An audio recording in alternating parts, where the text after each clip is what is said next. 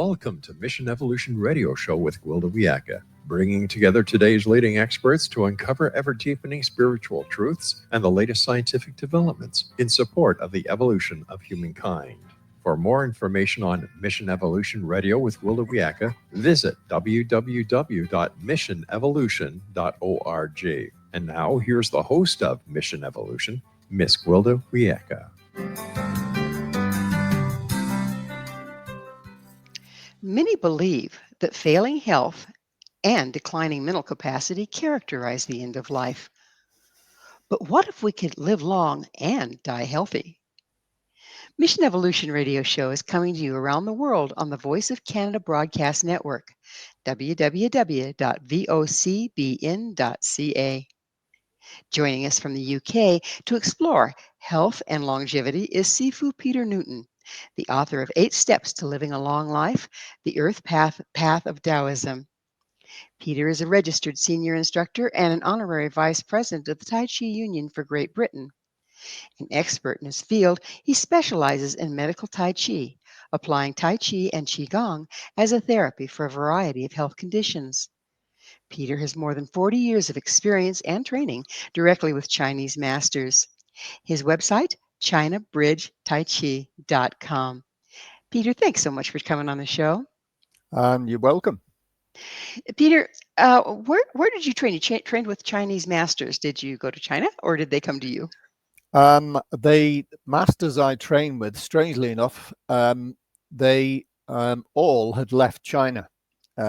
There was one from Taiwan who had left Taiwan, and the others were one was from Hong Kong, and the other one was from originally mainland China, then moved to Hong Kong. And the one from Taiwan moved to America, to Boston, Massachusetts, and the other two, one moved to London and the other one moved to Manchester in England. And so therefore I trained in London, Manchester, and in Boston, and trained with the Boston master in Ireland and here in Wales, where I live. That's kind of odd, isn't it? I mean, of all of things.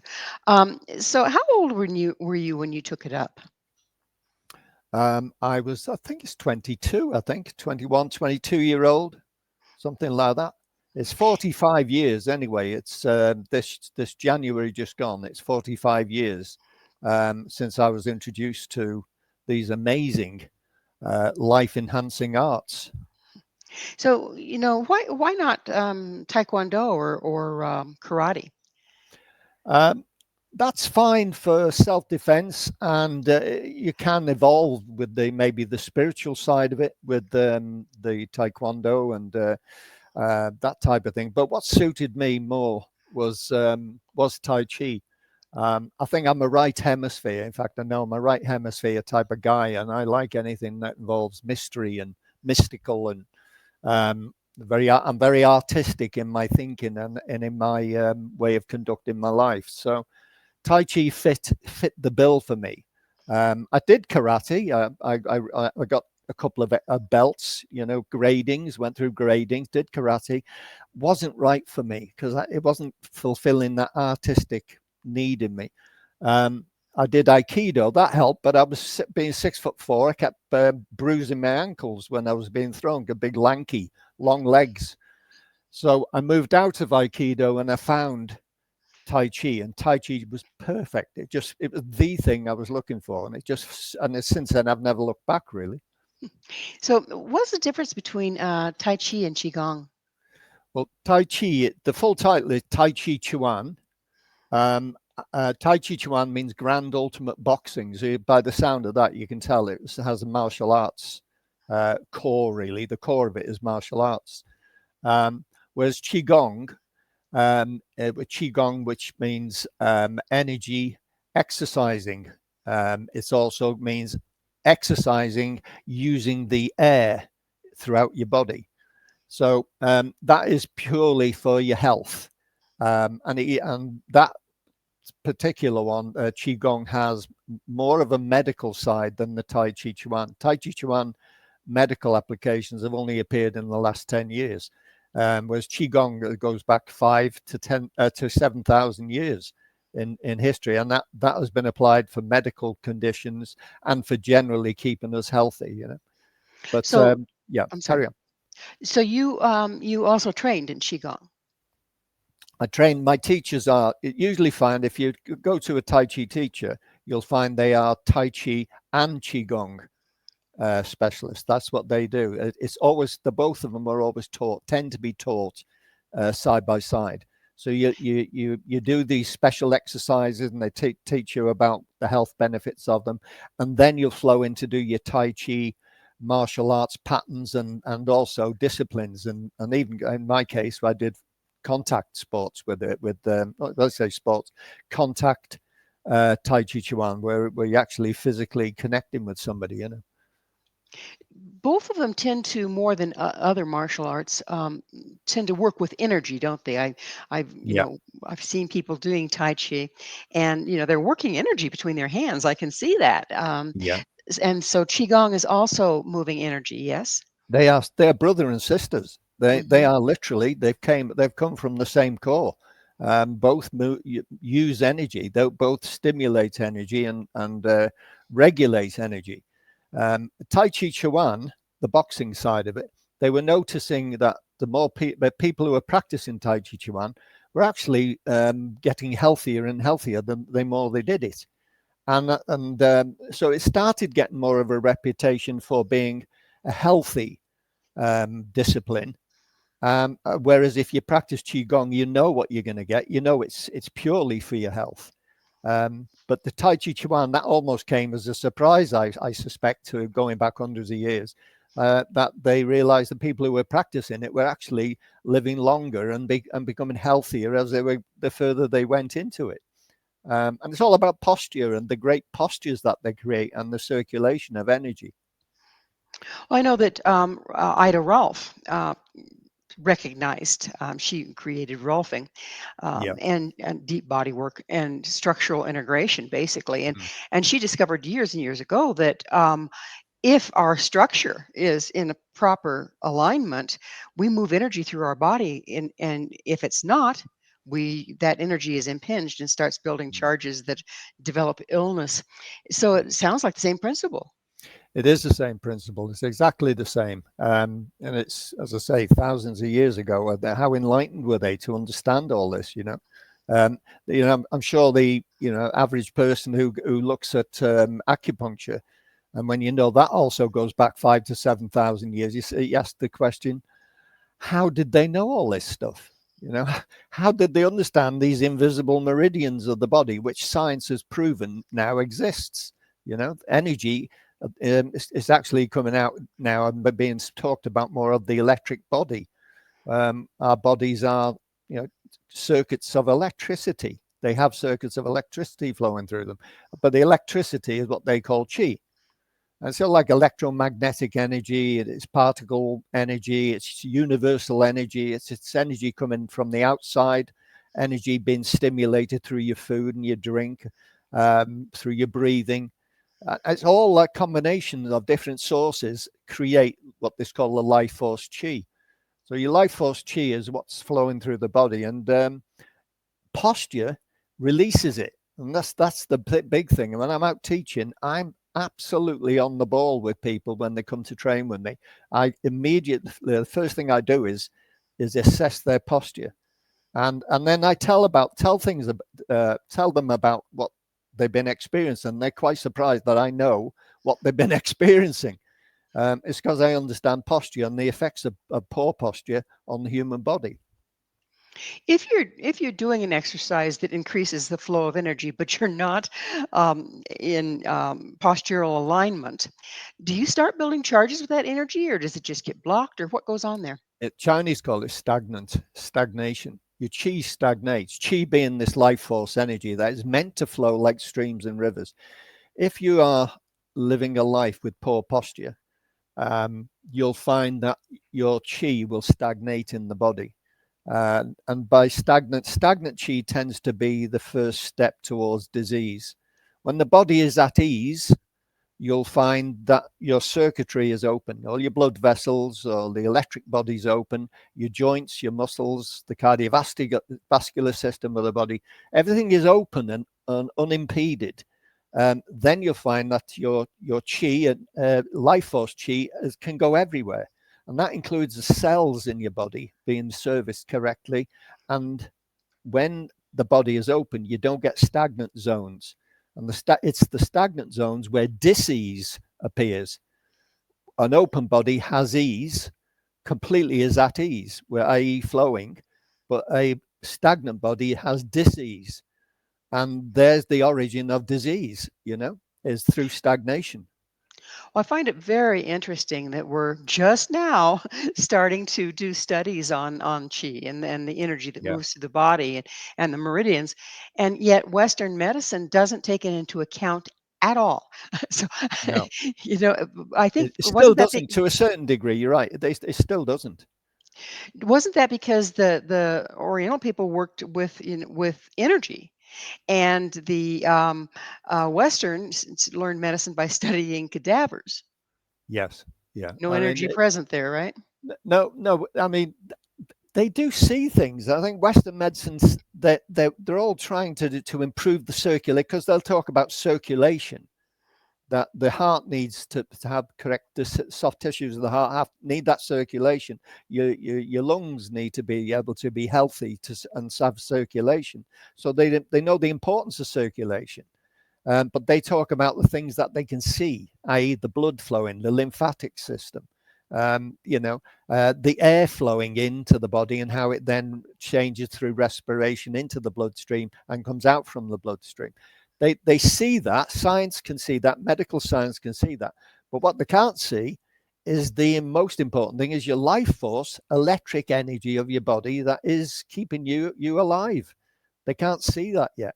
And it's hard for them to get their heads around it. Well, our technology is always improving. Do you Yeah. see a day when they're going to be able to register that just as easily as a pulse? Yes, I do. And to be honest, if I make it sound like they're not doing it, they are doing it. They are looking more and more towards the importance of breathing and how it affects your general well-being. They say general well-being. Chinese will say for a body free from blockage. That gives you general well-being. So we're all moving in the right direction. I think the amazing advancements in technology, they are able to start measure these subtle energies that flow through the human body. They are beginning to be able to do that. And the Chinese will call it qi, and the Western medicine will call it particle energy that flows through the body. But it's all the same thing. Well, I think we're going to really improve when East and West comes together, aren't we? Oh, well, I finish off on a statement at the back of my previous book I wrote, and in that statement, it's like the author's signing off, and I talk about that, and it's Well, I'm sorry, Peter. Can I'm I going to read it to you in a minute? I'll read it to you later. Peter, I'm going to It's have to interrupt perfect. you because it's Yeah. time for us to take a short break. Okay. Peter and I will return, so don't you go away. Yeah. This is Mission Evolution, www.missionevolution.org.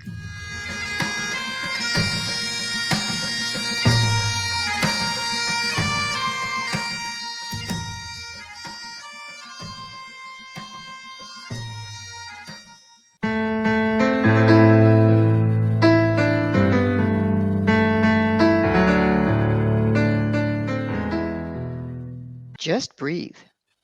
With us this hour discussing breath and longevity is Sifu Peter Newton, the author of 8 Steps to Living a Long Life, the Earth Path of Taoism. Peter, speaking of breathing, what is profound breathing and what are its benefits? Profound breathing is a way of describing what we should all be doing. It is natural breathing. Natural breathing to service the body as its nature intended it to be serviced. So profound. To us in the Western world, breathing is something. Oh, it's just something we do. But you go to the Far East, breathing is absolutely at the center of everything they do, and so to them it's profound. It is the most important thing, your breathing. Whereas here in the Western world, it's just something we do, and we don't bother to check whether we're doing it correctly. We just get on with our lives. We're not, we're not sure whether we're doing it right or not. And I don't think a lot of people even think about whether they're doing it right or not. So that's the difference between the two cultures, in a sense. The Western culture and the Far Eastern culture. It is profound to them, whereas over here, it's not profound, but it should be. But don't we come in knowing how to breathe? I mean, it's like saying, how do you make your heart beat right?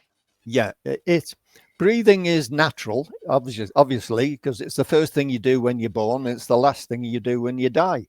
But it's what you do in between those 2 points. And what's between those 2 points is Tai Chi.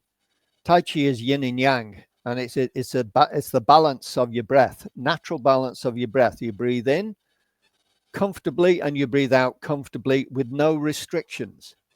That is the balance you should maintain throughout your life, from the moment you're born till the moment you die. You should have this natural, comfortable breathing pattern that goes deep down into the abdomen.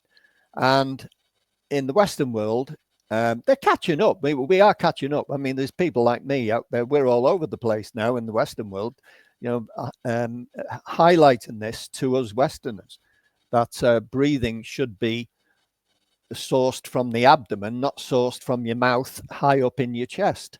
It should be through your nose and sensed in the abdomen. And throughout, then your whole torso feels like one big lung when you really get the rhythm going. And that's profound. Then you've hit profound, but that is actually natural. Isn't that that's the way you see puppies breathe? That's the way you see your dog breathing when he's sleeping. That's the way you see babies breathe. Their little bellies move up and down. Do you think that our paranoia about having a big belly, or maybe our clothing design, has something to do with us moving away from that? There's so many things. Our Western clothing. I shake my head with despair when I see some of the clothing that's out there, especially for ladies, what you have to wear. So these tight things are to keep your tummies in, and knowing what I know, what that's doing to the organs behind those tight things you wear to keep your tummy in, and what it's doing to restrict your diaphragm and your chest cavity. It's shocking. People will have long-term health problems if they've been wearing these corset type things to keep your tummy in. And yet you read the material that comes out with it on the Western science, not Western science, with the Western sales literature. They say, oh, this will improve your posture and give you a feel-good factor, but it'll make you ill. They don't say that. So yeah, I despair sometimes with the clothing we wear. Tight underpants, tight belts around our waist. I never wear tight underpants. I never wear anything tight around my waist. I'm always allowing my abdomen right down into my pelvic floor, and especially the abdomen at the front, the soft bit at the front, right down to the pubic bone, to be free to breathe. Because if you don't, you're in the problems with your colon, which is your large intestine problems. You've got small intestine problems, stagnation, and you're going to cause problems with your bladder. You're going to get more UTIs and bladder infections because of tight clothing around that lower part of your body. That's amazing. What do you think about our emotional content of our lives? I mean, people live in stress, and when you're stressed, you tend to kind of chest breathe, don't you? You do. You switch to the sympathetic nervous system has a tendency to tighten your diaphragm. So a tight diaphragm means it's not regulating your breathing correctly. And the next thing you know, you're not getting enough oxygen to your brain. And that then triggers other things. Then it triggers a chemical release, which then you get the fight or flight anxiety kicks in, all because you're mouth breathing.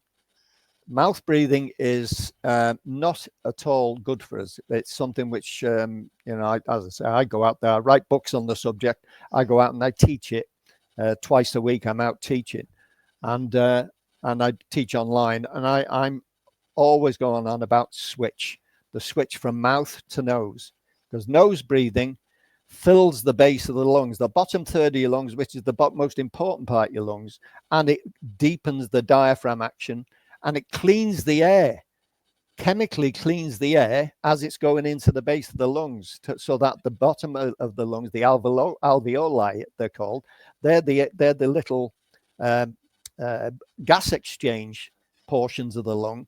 That's where all the gas exchange takes place, the respiration takes place. It opens and closes them. Mouth breathing traps it high in the chest, doesn't even get down to the diaphragm. You get very shallow diaphragm action. Diaphragm does lots of things for your digestion, and it acts like a second heart to help pump the circulation around the cardiovascular. So nose breathing does all these things for you. So I'm a massive fan of it, to be honest. You're a fan of nose breathing, huh? I am. I live and breathe it myself. So, Peter, what is your approach to the practices that differ from other teachers? My approach to the practices that differ from other teachers. Mm-hmm. You mean my practices? Yes. Yeah, your my approach to Tai Chi and Qigong that differ from other teachers. I've just had a magazine through from the National Tai Chi Union body. They do this bi-monthly magazine, and thankfully I'm seeing a change. There's a small amount of martial arts Tai Chi in there, but there's more leaning towards the health science of things. But that side of it is still growing slowly, whereas I've been on the health side kicks since virtually the beginning. So for 45 years, I've always had a very strong interest in what does this posture do for your body? What does this posture do? Why does this breathing pattern work when this one, by breathing like I used to, doesn't work? And I'm always asking my teachers this question. So I've been evolving with the medical aspects of it for, as I say, 45 years. So I'm ahead of the game. I'm sure there's some out there that I'm not aware of, but I know I'm pretty much ahead of the game in the UK when it comes to the medical applications of Tai Chi and Qigong, and it's the postures and the shapes and all these disciplines and applications. You get to learn about your body in such a deep way, and then you can share that knowledge with others and the people who are lost, who haven't a clue how to look after their bodies. I'm ahead of the game on that, I think. There's a few in Britain which I know are like that, in the Great Britain who I know like that, but there's only a handful of us here. I know Peter Wayne, associate professor at Harvard Medical School, he's ahead of the game in the US on the medical side. He even wrote a book about it. So that you have somebody over there as well in the States. I'm not sure about Canada though. What drew you to the medical side? I mean, it sounds like you kind of entered it from a martial arts aspect when you were younger. What really triggered that interest in the medical side for you? Well, I've always had an interest in health science. You know, the magazines that they have Dear Doctor. They have a doctor writing a feature in there, and it's all about questions and answers on health issues for the readership. I always go straight to that. I used to, as a child, I'd go to those pages and read up on them. So I'm surprised I haven't ended up as a orthodox, root doctor in my own right. But my right-hand side hemisphere, that wouldn't have fulfilled me. So Tai Chi, it would have said boring. I would have found it boring just doing that. Whereas I can help people from a different angle, outside the box. You do Western medicine, you're in a box. I do it from outside the box. But I don't do that recklessly because I'm fully insured, and I don't get insured unless I can prove I'm doing it sensibly, It's a support network that I'm teaching, the support network to Western medicine. I think that's the way I'd look at it. So in what ways are Tai Chi and Qigong superior to regular exercise in extending life? Tai Chi and Qigong retunes your body. It's if your body is got circulation issues, if it's got joint issues, mental health issues, because mental health influences the health of your physical body.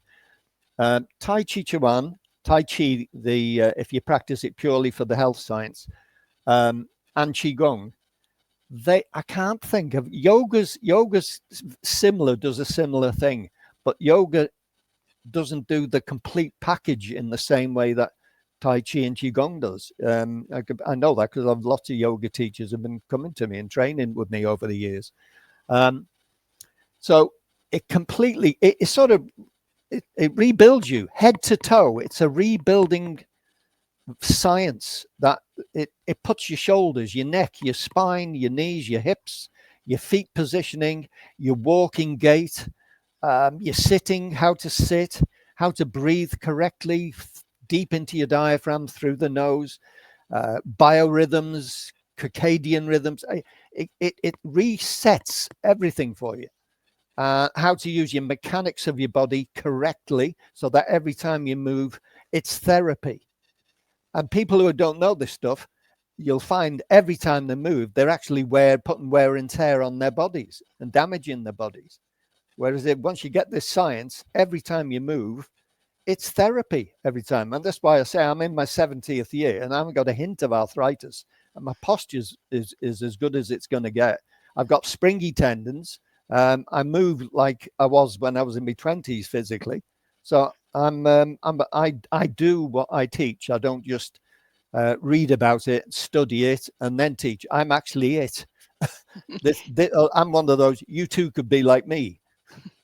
So, where does the energy originate? I mean, you mentioned the feet and then the posture. Are we drawing the energy from the earth or from the heavens, or where is it originating? Yeah, well, it's originating initially from your breathing. It's your breath. Breath is the source of life. To live is to breathe. That's an ancient Chinese saying. To live is to breathe. That's why it's profound to them. Whereas over here, no, I haven't heard any Western statements say that at all. So the source is the breathing. The breathing is fundamental to the cells of your body and the health of the cells of your body. The other source is the external energies that are prevalent from the heavens and from the earth. And we align with heaven and earth, and you get electromagnetic sources then flowing, pulses going through you. We're going to have to pick up on the energy of the thing on the other Yep. side of a station break. Peter No and problem. I will be right back to continue our discussion. So please stay right there. This is Mission Evolution, www.missionevolution.org. I've been broken, shattered, cast to the wind, I am scattered.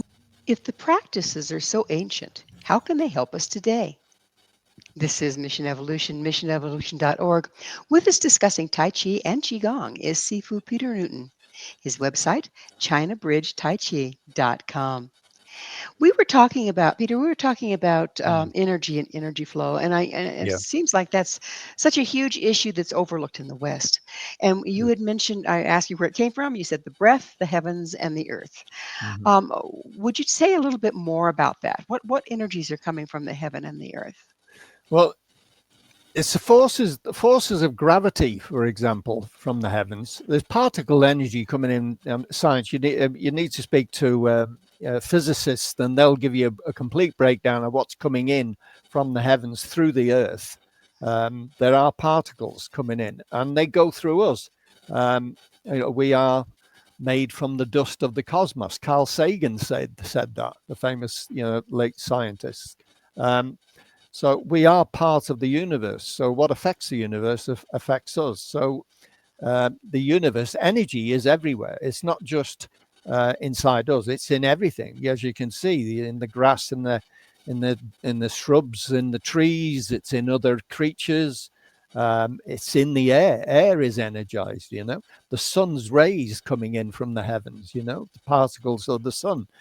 All that is as you can see, how do you get vitamin D from the sun? It's because we soak it up through our bodies. So that's what's coming in from the heavens, from the earth. It's the earth energy is the way to describe earth energy. It's an energy. They described it to me as like a battery, and if you're close to a battery, there's an energy field around the battery. And the earth is one big battery.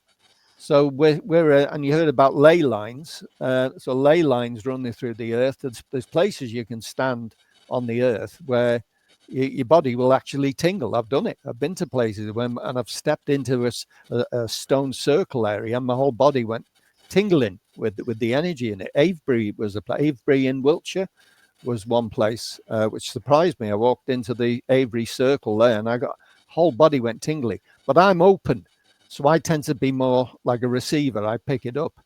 So that's the earth energies and heaven energies, as I say, sun's rays, gravitational forces, all that comes under the heading of heaven chi and earth chi. And then in between, the air around us, we're breathing it in. And we're breathing it through the pores of our skin as well. It's not just in and out through the nose, you know. So, what right now everybody talks about entering the age of Aquarius, that we're, the energies of from the heavens is changing because of our relative positioning in the universe. And then the sun is having itself a time. I mean, there's more solar activity now than I've seen in my lifetime, and the solar winds and the solar blasts. And isn't that affecting the energy as it comes from the heavens and flows through our body? And how is that affecting people that are aligned? And how is that affecting people that have blockages? If you're a receiver, if you're open, then the energy will flow in you, but it'll also flow out of you. If you're blocked, then it's likely to flow in, but it'll have a harder job getting through you to flow back out. So people with bad posture and their soft tissues, the cells of the body are quite stagnant, they're not receiving and flowing, absorbing to the same level and releasing to the same level. So it will affect people with poor posture. Gravitational forces, for example, people with poor posture, it absolutely hammers them. It really damages that individual with poor posture. And gravity just works on you constant 24/7. Gravity is working on you in a negative way if your posture's wrong. It's not like as if it gives you a break every few hours. It's on you all the time. So it's all about tuning yourself in, opening yourself up, gravitationally align, breathe correctly, and things will flow through you. It's like taking a kink out of a hose pipe, and the water will flow through. With bad posture, you get disturbance and turbulence and restricted flow. And that's how it would operate in you. Chi, this energy, will build up in you negatively and trap, and that's what causes cancers and all other sorts of nasty diseases out there. So if you're aligned and you're moving energy really well through your body, does that also make it available to move through your hands for hands-on healing? It does. Now, I always warn people about this because there's lots of people who turn to I think it'd be Reiki, that type of thing, hands-on, laying the hands on, and what they don't realize, which is what my teachers who have taught me, my Chinese teachers, are proper teachers. They understand the history right back in history. They're very, very knowledgeable on what the ancients were saying, and they practice what the ancients were saying now. They teach it now, and they say that if you're going to apply hands-on to any individual to help heal them, you must first boost your own chi. You must have an accumulation of your own chi to levels that means you have surplus chi to your needs. You have surplus energy in your body to what your body needs to stay healthy. And people who do the hands-on don't do that. I've seen my Master Shea, who I trained with for many years, and he's one of the most world-renowned healers. I see him, the first time I saw him, he was out crack of dawn, the first time I ever met him, in a huge field as I was driving into Manchester, and I saw this Chinese man going through the most amazing exercising, and this was about 6:30, 7:15 in the morning. And he would be out there boosting his energy, and then he'd go to his clinic and then do hands-on healing on people as part of his clinic practice. But he wouldn't do it until he boosted his energy first. And because of that, he's still in good health now, But those who don't put their hands on healing, their life force is being drawn away from them. And they eventually get quite sick. If they practice it for a few years, they start getting sickly with this. and I've met them. I've met people, and it's who do this. The one lady came to me who was hands-on, and she turns out she had cancer, and she looked drained. She looked literally drained, and that's because she hadn't looked at. And I told her the reason why: you should look after yourself first. You can't hands-on heal until your own body level energies produce surplus. You know. I always like to say the window is only as clear as the light is only as clear as the window through which it shines. Yeah. And if our bodies aren't clear and balanced, we aren't being able to pull in enough for us, much less extra to give to somebody else. Is that Correct. what you're That's talking about? exactly it. Yeah. Okay. So and again, why do they teach these practices without teaching that basic, I don't know. fact? I mean, maybe they do, but I've not met any of them who actually who've come to me and said, "Oh, we do this. We make sure we've got all our energy boosted," and I'm sure they do, but I've not met any of them who do. The ones who've come to me who practice the hands-on healing, and I know this because even if they say they do, I can look at them and say the posture's not right. So if Right. the posture's not right, their energy's not right. That means the life force is leaking every time they go to heal somebody. And it's not You being can't heal replenished. unless your posture is perfectly aligned with, Chinese call it the Tao, the forces of nature. You have to be aligned with the forces of nature. That's where it all comes from, isn't it? Where it all comes from. Yeah. Well, speaking of which, what is the earth path of Taoism? The earth path of Taoism.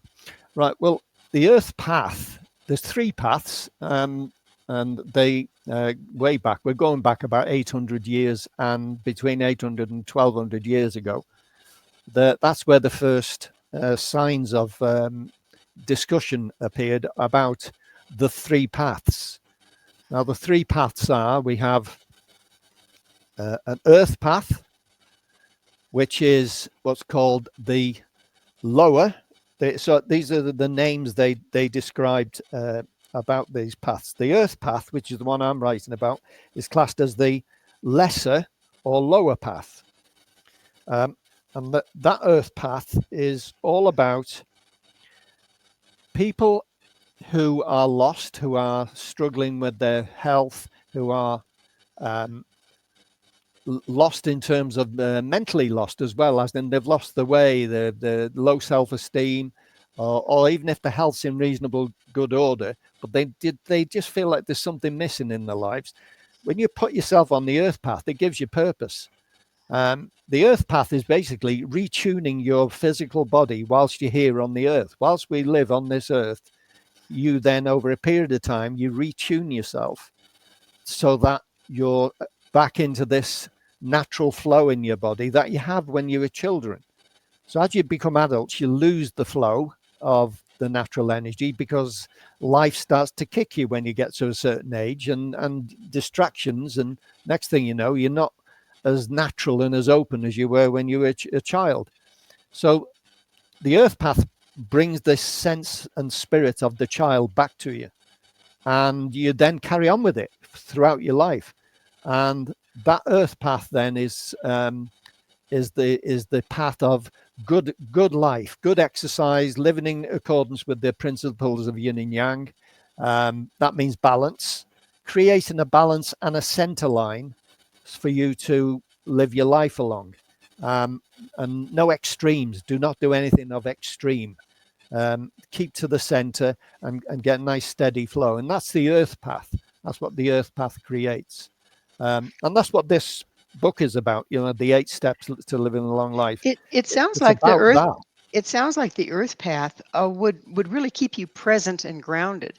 And we're Yeah. learning more and more and more how important that is, because if you're not present, you aren't present with the changes in these energies that are moving, and you get Yeah. out of phase, don't you? You do.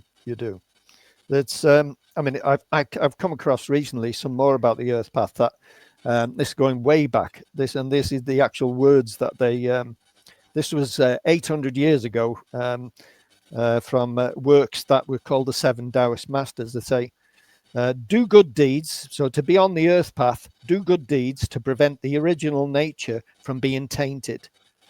Be contented and at peace with yourself. And in due time, through the accumulation of these good deeds, you will ascend to heaven and become an immortal of the lower ranks. And I thought, when I read that, I thought, ooh, we Westerners don't like that. We want to become a higher rank. We want to go straight to the top rank. Well, I wouldn't want to be classed as a lower rank, but that's how it works. You have to start at the bottom and work your way up.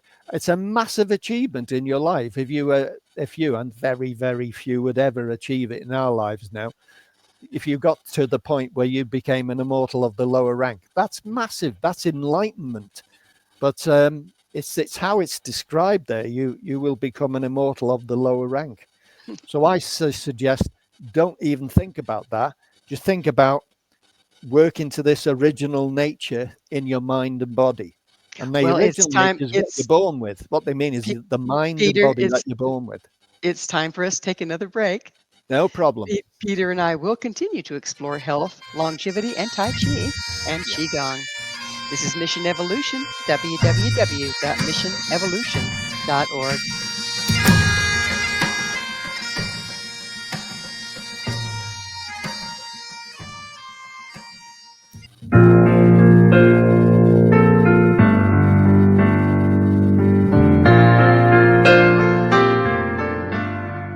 Is it too late?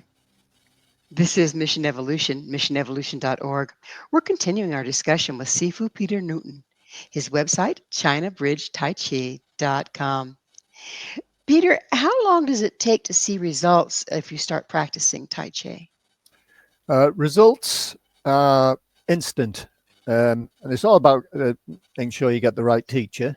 And I'll just touch on the right teacher principle, is that if you're looking for the right teacher, obviously the associations that are out there, in your whatever country you're in, there will be authorized associations that make sure that Tai Chi people are qualified and Qigong people are qualified. But beyond that, you need to actually then go to the class, and don't just go there and join in. Go there and just sit quietly and watch. And if first thing, does the teacher have good posture? Does the teacher move gracefully with amazing balance? Do the top students and the middle sort of section of his students also have the similar reflection of their teacher? And even the people who are in, you can see, are fairly recent. Are they showing signs of this balance appearing and improvements to the posture? If you see all that and there's a great spirit and there's laughter, you found the right class. But if you go to a class and see all the opposites, as in students reflecting the look of the teacher and the teacher's got bad posture, then just excuse yourself. Oh, I've got an appointment, I'll have to go. That's it. That's good advice right there. Yeah. I'm curious, in the classes, I know in Taekwondo, that's my background, they would line up according to belt rank, with the highest belts up front and the lowest belts behind. And so that way, of course, the lower belts were always seeing an improvement ahead of them, right? Yeah. Do they do that? Do you do that in your classes, or is it? It does vary. It does vary. Some Tai Chi schools, I think the martial arts more Tai Chi schools, you'll find they'll have a grading system. Where you go through a system. I did initially in my early days. There was a grading system I went through. We weren't wearing belts, but we were actually graded, and it was like recorded. We passed a particular grade, and it was the achievement of the training regime. Sections of the training regime. Then you go on to the next level, and you go on to the next level. I think when you go to the medical aspects of Tai Chi, we don't do any of that. But what you find is the more advanced practitioners tend to gravitate more to the front. The ones who are coming through nicely, so more to the middle when they're stood in front, and the ones who aren't sure of themselves and just arrived, and they tend to spread themselves around the back. So they grade themselves in that sense. And you see the beginners looking at the middle folk, and you see the middle folk looking at the advanced when they're practicing to make sure they're doing it right. For example, if I'm walking around correcting people, then they then turn their eyes to the people ahead of them to make sure they're moving in the correct way, and their feet are in the right position, and their arms are in the right position. You know, so it's, I think that in the medical side and the pure health side, they tend to grade themselves and gravitate naturally in that sense. That makes sense to me that they would do that, because the people, if it's just above your level, it's easier to learn from that than the way advanced people. If you're looking at the Yeah, way advanced people, you go, how do they do that? So, exactly. if this is for health, and as we age, our health tends to decline, Yeah. how old is too old to start? My oldest student was Betty, and she was 104 years old. Oh my goodness. Um, Yeah. so Betty started with me when she was, I think, 102, or just turned 102, and she practiced for a couple of years with me, and then flew away, as the Chinese say, on the back of a dragon. So I mean, she had the most amazing spirit. Anyway, she's a really old school, you know, tough as leather. Nothing would hold her down. Um, and she just got tuned into where I was coming from with this. It was a joy to teach her. But the other students I'm teaching, it's many in the 90s. I've got lots in their 80s, lots in the 70s, 60s, in the 50s. I mean, it covers the whole range, and some even younger than that. You know, got some in the 40s even, and occasionally kids come in when the children are on holidays. They bring their kids or grandchildren, and the kids join in as well. You know, so all age groups. I've been around schools teaching this many years. You know, teaching the children in schools how to exercise with this stuff. So the whole range, it covers everybody's age, and that's the thing I like about it. Well, that's beautiful because, where else do you get to see the entire tribe be able to come together and share something on even ground? Oh, it's great when you see them coming in with their children and all the grandchildren. They're bringing them in, and then the kids embrace it. And I'm a bit of a case, so I tend to, really make it funny for the kids and make them laugh and things like that. And the kids love it, only to find they can't come next week because they're back in school. If only I'd have started this when I was a kid, right? So, Oh does yeah. this practice reverse signs of aging, like arthritis and inflexibility?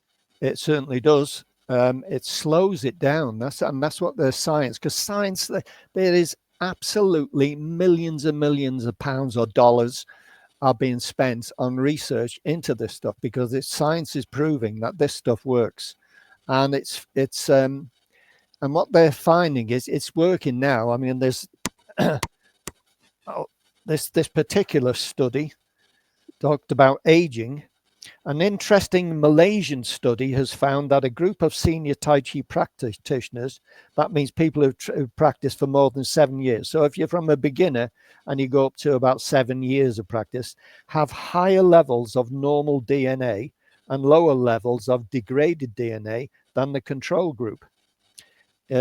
Incidental findings have also shown a significant increase in the lymphocyte count in practitioners. Lymphocytes are important, constitute, sorry, I can't see this. I can't even see the word. They constitute the structures of your immune system. So it boosts your immune system. So that's protecting you against illness.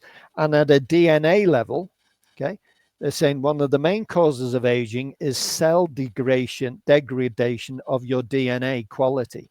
Oh, That's one of the interesting. main reasons. And Tai Chi slows that down. Qigong slows that down. Just amazing. So, another thing is, I mean, mental health. How does it impact our state of mind? State of mind is, it's interesting how the Chinese describe it. You have a yin mind and a yang mind. And then what in Tai Chi and Qigong we practice through stillness, Jingzhua. It's in the book. The chapter on Jingzhua is the meditation aspects of it. Jingzhua means sit quietly, and through sitting quietly, you still the mind, and when the mind is still, it balances. But if you tell your mind to behave itself, all you're doing is creating more waves and upsetting it. So the Chinese say to still the mind, do nothing. just sit quietly.